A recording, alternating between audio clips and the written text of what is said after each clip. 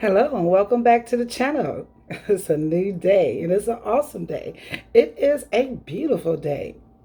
And welcome one more time. We're staying accountable and keeping our word and staying on track. Well, I'm sharing, and this is my third episode on what I'm learning during the pandemic. And it is empowering. The more and more I talk and share, the more and more I get so excited. I'm just full with enthusiasm. It is just so awesome. And thank you all for coming in and joining in on a blog talk radio show, the WW Purpose of Radio Closure, the www dot the purpose of closures radio.com. I'm so excited. My mind is going faster than I can speak. Well, I'm not going to be in here long. I just have to make sure I get this video before 12 midnight. Okay. I'm just being myself, and I stutter, and sometimes it seems like, and I'm not looking for any empathy or sympathy, but a lot of times the reason why I speak the way I do, which I mentioned it before, is that I've been beat in my head so many times that it causes me to stutter. And sometimes I have like a little impediment in my speech, but I know that God is clear. And the more that I exercise it and use my voice, that I will be speaking clearly with clarity and great communication. And speaking of communication, that is one of the things I've learned during this pandemic. I have better communication in my social media, and my relationships, and even, well, most of all, with God. So we can never forget about Him, because He is the number one priority in my life. Now, I've also learned how to step my game up. You know how I learned how to step my game up? Now, I didn't get my education, my high school diploma, until I was 51. I'll be 55 next month in August. And when I got my high school diploma, I was like, what is this? What you gonna do with it?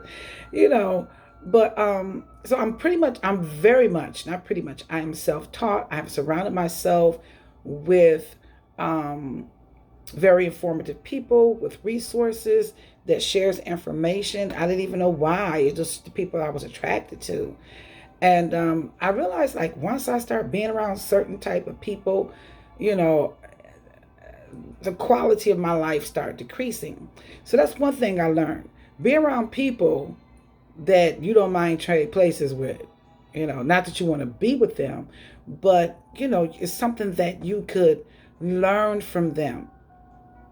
It's nothing wrong. It's not using people. It's learning and being humble and honest about it, not with a hidden agenda coming in, trying to withdraw, like I said yesterday, without a deposit. But I've learned, you know, how to step my game up by educating myself. You don't have to go to college, you know, in 3-4 years and with an inconvenient schedule and pay thousands of dollars and get in debt. You can come right here on YouTube and or you can Google it. Now, you can't believe everything you hear and you see. You have to use your common sense. And that's only because if you have some type of life experience, then you know how to minimize and apply the information that you are retrieving. And this is what I've learned. It's a lot of powerful information online. So you can use it for dating, so you can find someone to keep or take care of you, or you can use it to try to educate yourself, you know, and better yourself and make a better version of yourself. It's your choice. It depends on what your agenda. But remember now, what you sow is what you reap. Okay. I love YouTube. It's worldwide information, and different cultures and different languages, and you can't go wrong with it. Like I said, it just depends on what you're looking for. This is also a time for reading. I am reading now. My first book, it's a lot. Okay, Black Woman, Sacred Black Woman by Queen Afua. I read that in bits and pieces so that I can digest it, but it has really changed my life. And the other book is The Power of Focus, which is edition number 10. I mean, it is just like really changing my life because I have time to read. Not like I have time on my shoulders where I don't have nothing else to do, but it's like it's the best time to do it, you know? Like we usually go out to the bar or out for dinner. There's no more of that. So that usually take 2, 3 hours. I take that time and I read in increments, during the day or a couple of days out of the week. I don't rush it or feel like, I'm obligated, I gotta get it done. I digest it. Like when you eat your food, you're supposed to chew it 32 times so that it can be easily digested and that it may nourish your body and it may not harm you. Because if you don't chew your food 32 times or more, you know what happened, right? Okay, that's another video. Anyway, also, I've been keeping a journal. I keep a journal and I just write stuff. Now, I've always write things down, but I was really inspired by a young woman, Simone, the young lady who mom gave her a journey. And she didn't write a whole bunch of stuff. She just wrote specifically what she wanted, you know.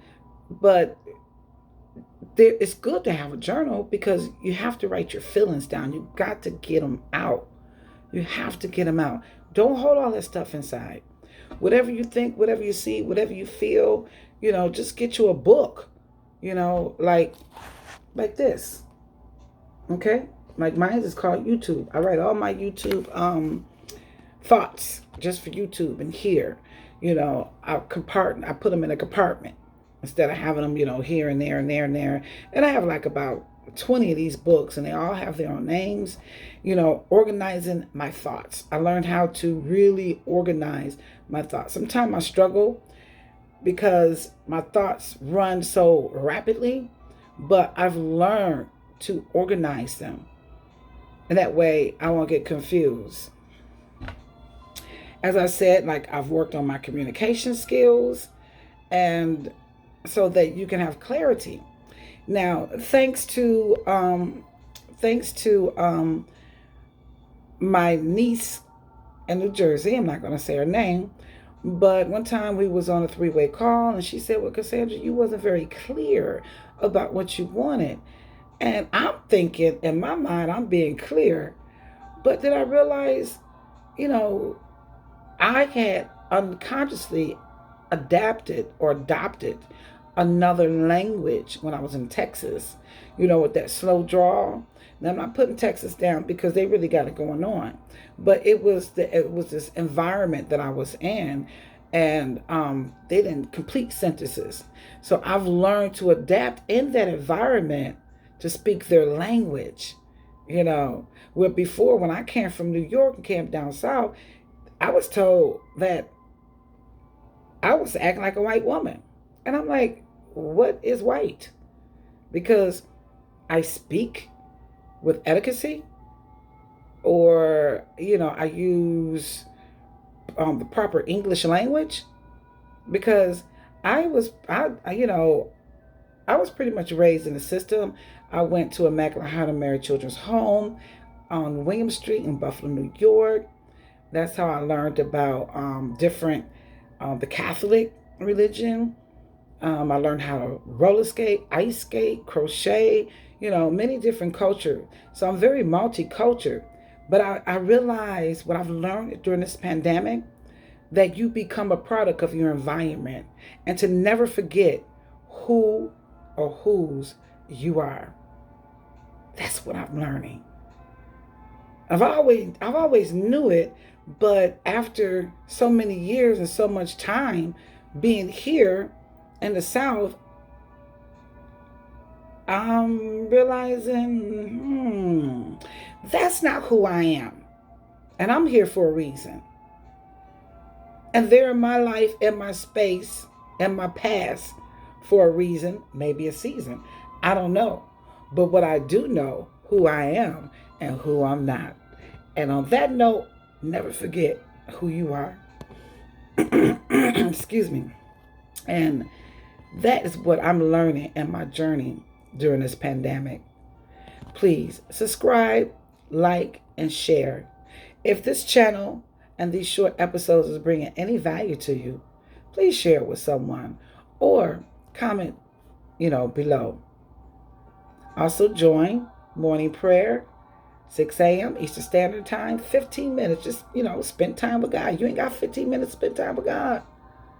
Well, and you wonder why you're struggling? Well, you have an awesome, blessed, and productive day. Ciao.